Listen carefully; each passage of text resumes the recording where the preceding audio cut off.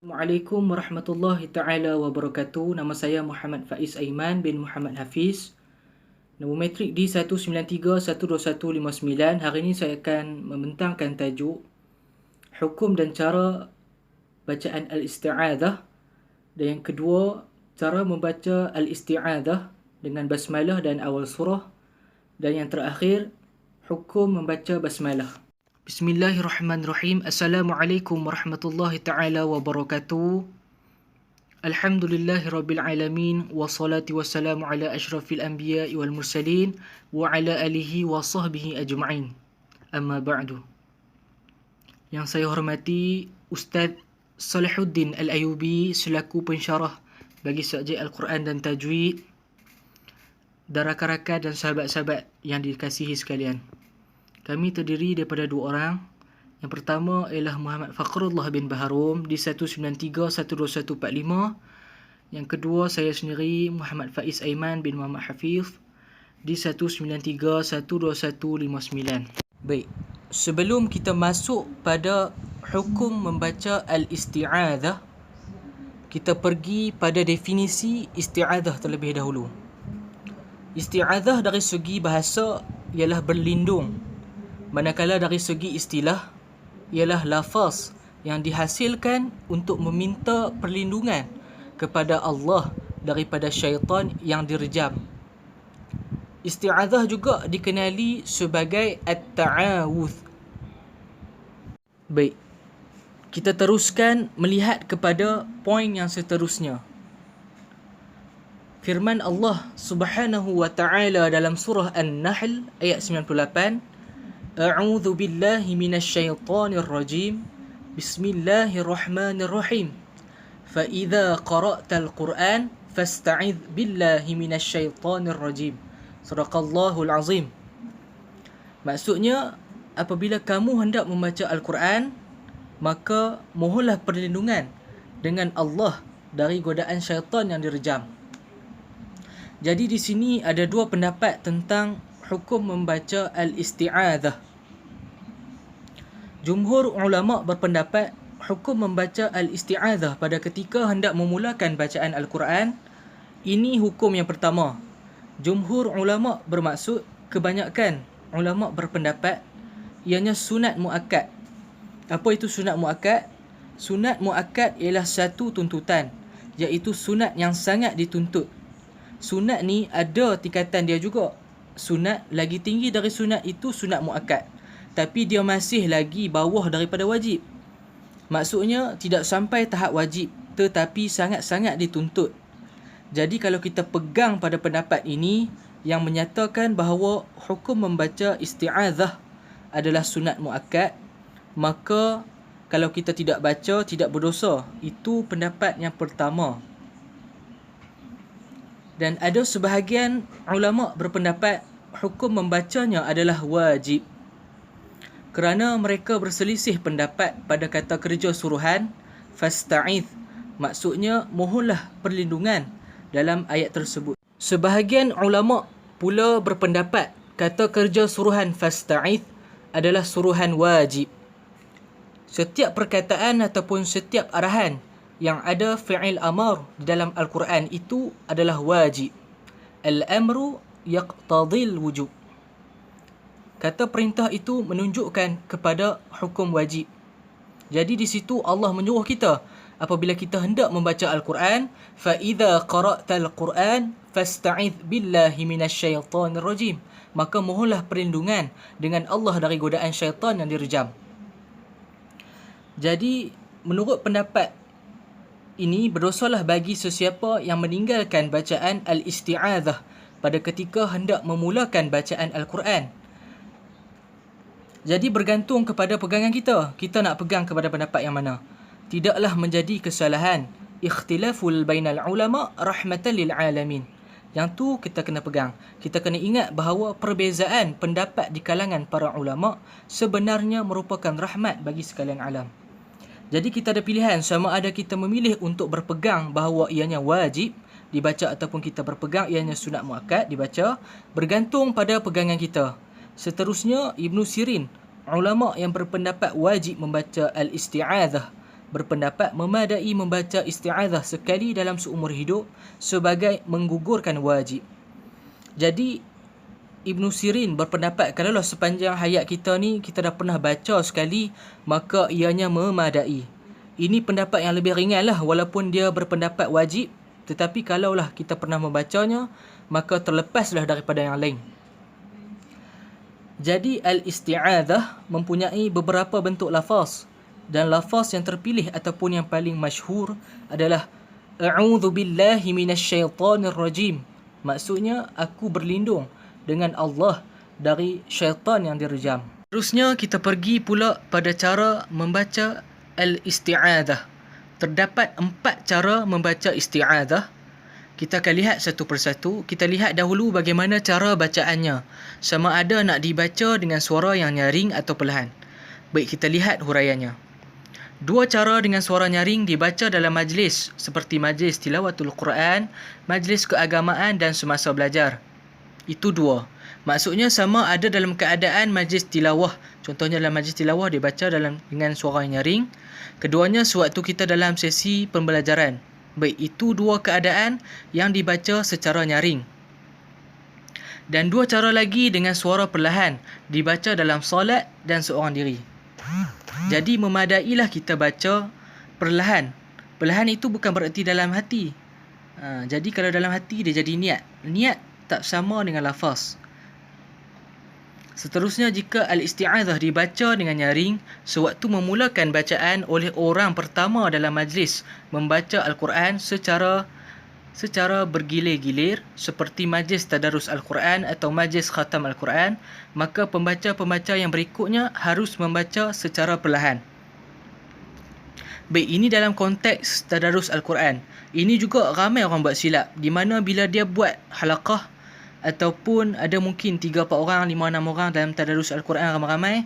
Jadi sebenarnya dari segi kaedah dia, hanya orang yang pertama sahaja baca isti'adzah dalam keadaan yang nyaring.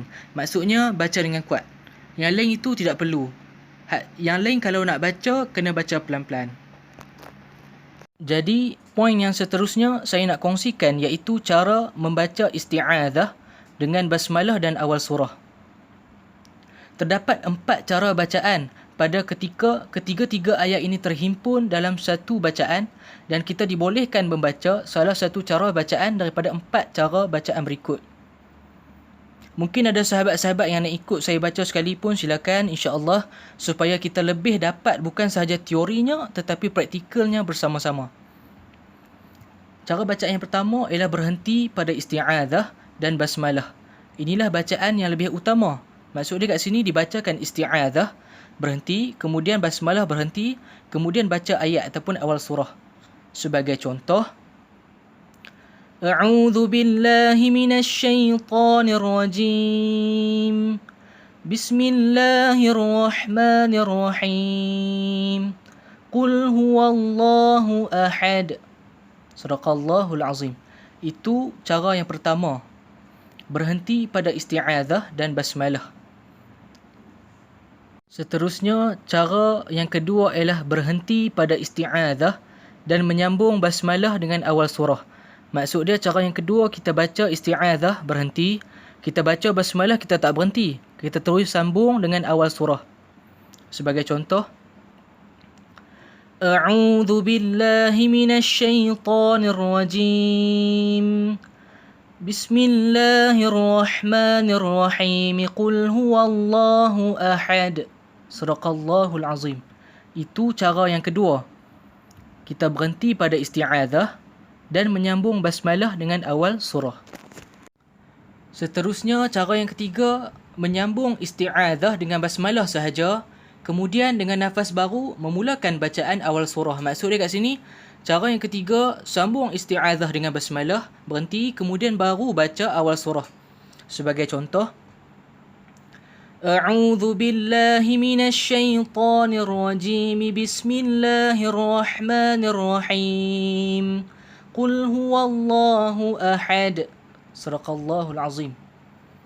Cara yang ketiga ni menyambung isti'adzah dengan basmalah sahaja, kemudian dengan nafas baru memulakan bacaan awal surah. Kemudian cara yang terakhir ataupun cara yang keempat ialah menyambung ketiga-tiganya sekaligus dengan satu nafas. Ataupun maksudnya kita sambungkan terus isti'adzah, basmalah dan awal surah. Sebagai contoh, A'udzu billahi minasy syaithanir rajim. Bismillahirrahmanirrahim. Qul huwallahu ahad. Sadaqallahul azim. Itu cara yang keempat, menyambung ketiga-tiganya sekaligus dengan satu nafas. Begitulah cara keempat-empat bacaan isti'adzah, basmalah dan awal surah. Jadi secara rumusannya, pertama kita buat rumusan balik apa yang kita bicarakan dari awal. Ada dua hukum membaca isti'adzah. Pertama, sunat muakkad. Siapa yang berpegang pada sunat muakkad tidak berdosa kalau tidak dibaca. Manakala pendapat yang kedua, wajib baca sebelum membaca ayat Al-Quran, baca isti'adzah. Siapa yang berpegang pada pendapat ini, kalau dia tidak baca, berdosa. Bergantung kepada apa pendapat yang kita pegang. Ibn Sirin, saya beritahu, satu ulama yang berpendapat wajib, memadai membaca isti'adzah sepanjang hayat kita walau sekali. Kemudian ada dua cara baca isti'adzah, sama ada nyaring atau perlahan. Dibaca nyaring sewaktu tilawatul Quran atau tengah belajar. Yang kedua, dibaca perlahan di dalam solat atau seorang diri. Dalam situasi tadarus Al-Quran juga, kalau kita baca ramai-ramai, memadailah yang membaca nyaring itu orang yang pertama, orang yang selepasnya membaca dengan perlahan. Seterusnya, cara membaca isti'adzah, basmalah dan awal surah. Ada 4 cara yang kita bincangkan tadi. Itu saja untuk tajuk isti'adzah. Seterusnya, kita sambung perbincangan kita pada hukum bacaan Al-Basmalah. Kena ingat, dalam Islam ni semua perkara ada 5 hukum. Sama ada dia jatuh kategori wajib, sunat, makruh, haram ataupun mubah. Jadi kita nak tahu hukum membaca basmalah pada awal surah ni apa hukumnya, dan juga pada pertengahan surah apa hukumnya. InsyaAllah hari ini kita akan bincangkan dan lihat huraiannya bersama-sama. Para ulama sejajar berpendapat bahawa hukum membaca Al-Basmalah di setiap awal surah adalah sunat, kecuali surah Al-Fatihah, kerana ia adalah satu ayat daripadanya. Maka membacanya pada awal surah Al-Fatihah adalah wajib. Kemudian surah At-Taubah tidak harus dimulakan bacaan dengannya kerana ia tidak tertulis padanya, dan surah ini diturunkan pada waktu peperangan. Secara keseluruhannya, surah Al-Quran ni ada 114 surah. Jadi pada 112 surah, hukum membaca basmalah adalah sunat. 112 daripada 114 adalah sunat. Dua lagi macam mana? Dua lagi, yang pertama adalah pada surah Al-Fatihah, kerana ianya wajib. Maksudnya kalau surah Fatihah kita tak baca bismillah, tidak sempurna surah Fatihah tersebut, kerana bismillah merupakan ayat yang pertama. Sesuatu yang wajib kalau kita buat dapat pahala, kalau kita tinggal berdosa. Surah Fatihah satu, hukumnya wajib membaca basmalah padanya. Satu lagi adalah surah At-Taubah ataupun surah Bara'ah, tidak ada basmalah padanya. Maknanya kalau sahabat-sahabat buka Al-Quran, selepas surah Al-Anfal, surah At-Taubah itu tidak ditulis bismillah. Kenapa dia tak ada bismillah?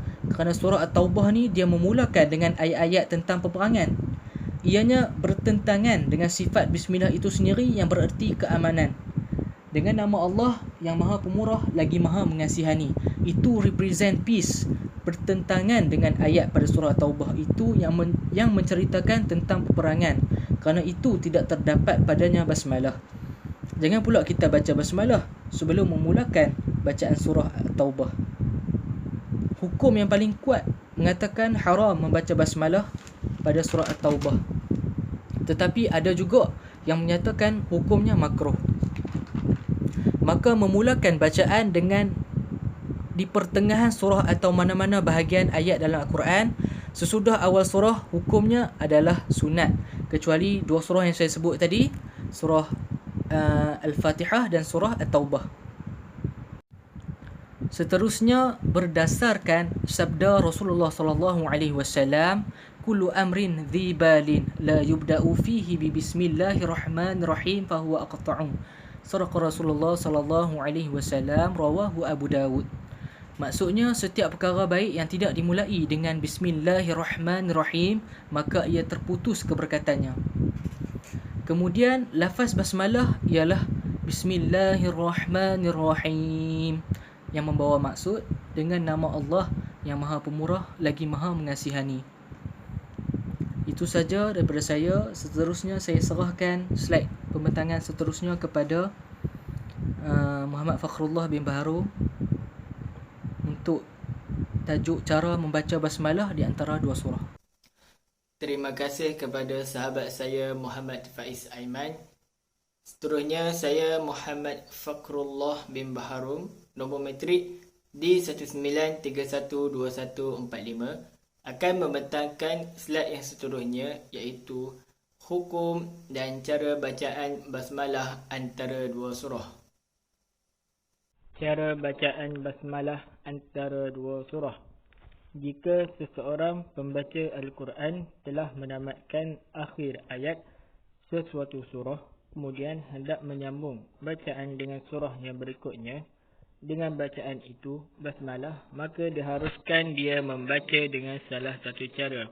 Makna dia hendak menyambung surah sebelum dia dengan surah selepas dia hendaklah menggunakan cara-cara tersebut, iaitu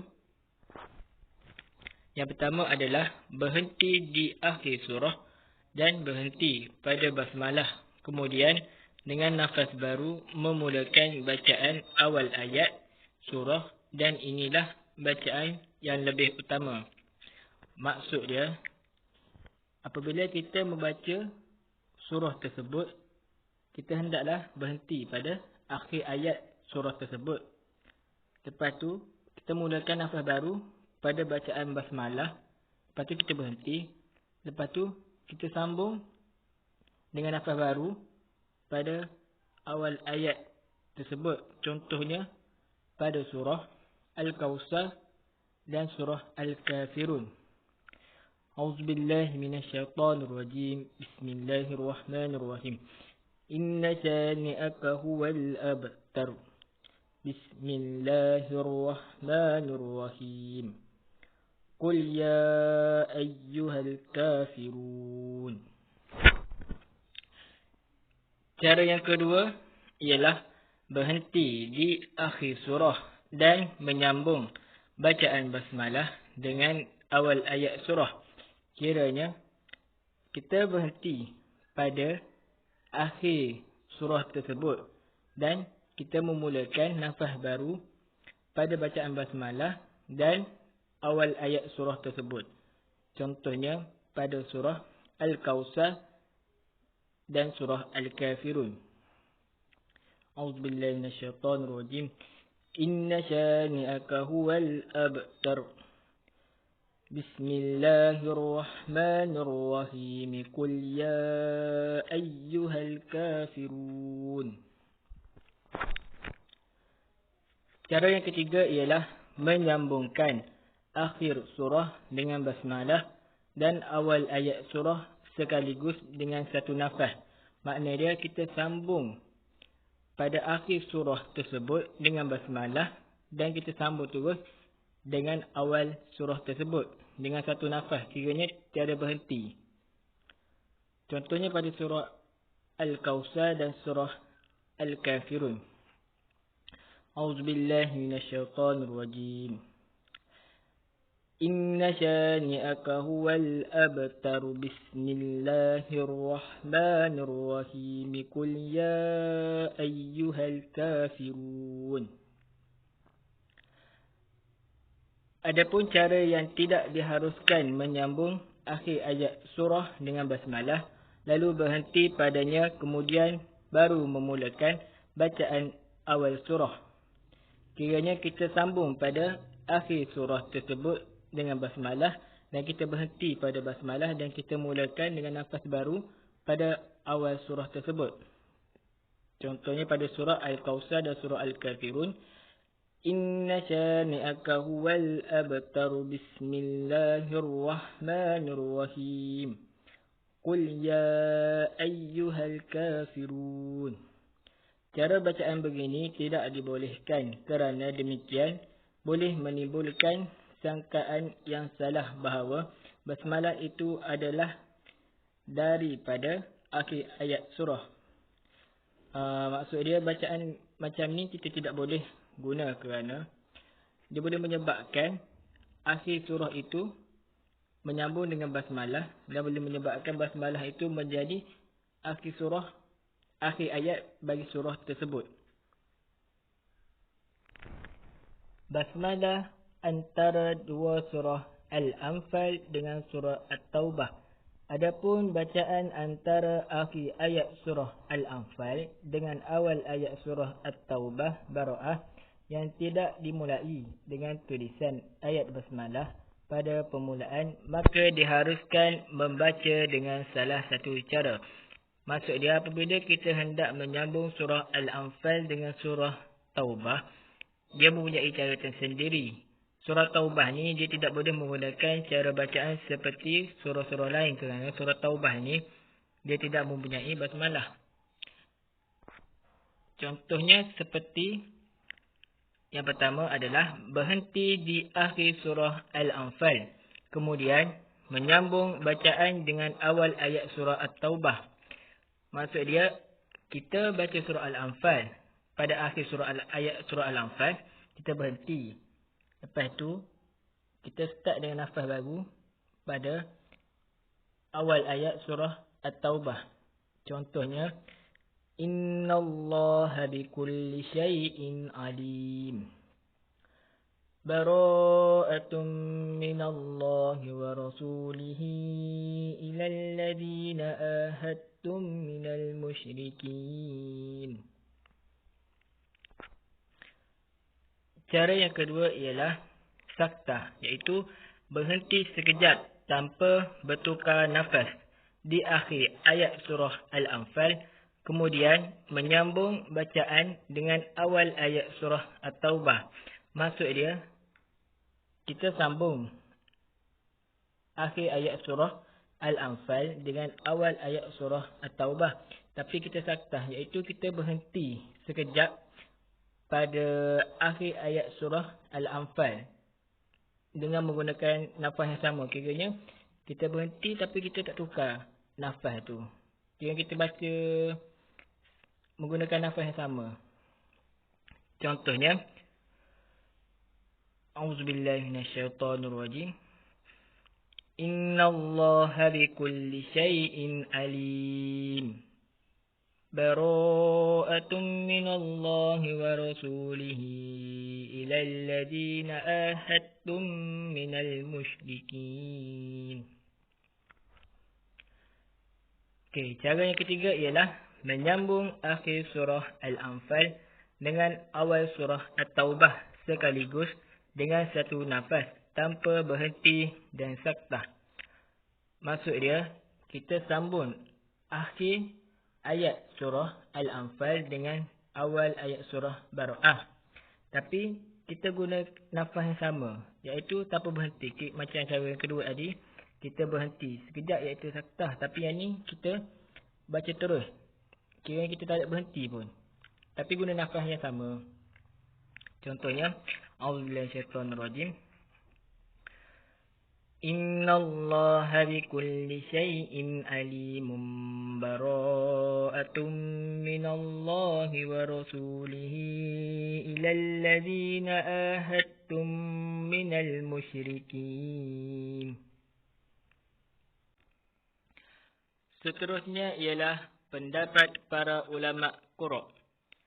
Permulaan surah Taubah tidak kedapatan tulisan ayat basmalah kerana surah ini diturunkan dalam perintah berperang dengan kaum kafir. Maknanya, pada awal surah At-Taubah ini tiada basmalah kerana pada surah ini diturunkan ketika umat Islam sedang berperang dengan orang kafir.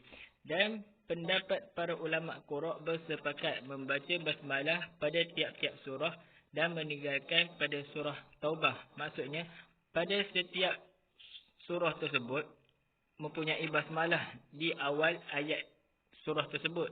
Tetapi kecuali surah At-Taubah kerana surah ini diturunkan ketika waktu peperangan dengan orang kafir.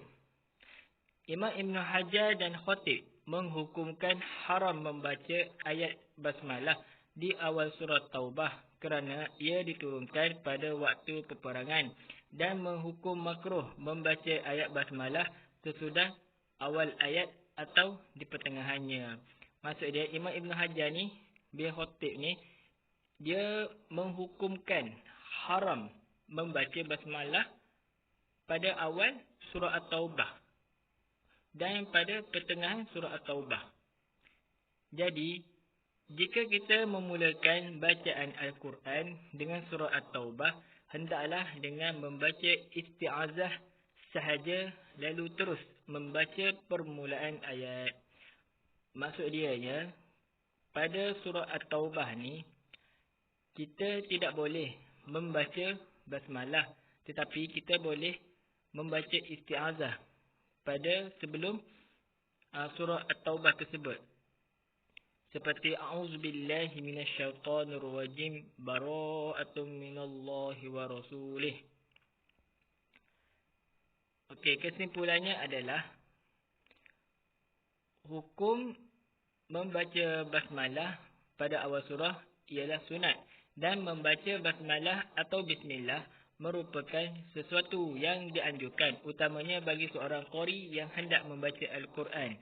Bahkan dalam salah satu riwayat hadis, Rasulullah SAW menegaskan bahawa bagi orang yang meninggalkan membaca basmalah dalam suatu perkara kebaikan, maka akan berkurang berkatnya.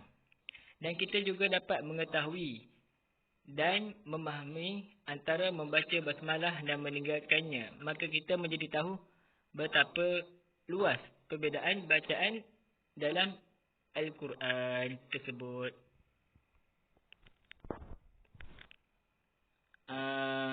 Itu saja daripada kami untuk tajuk 4. Sekian, terima kasih.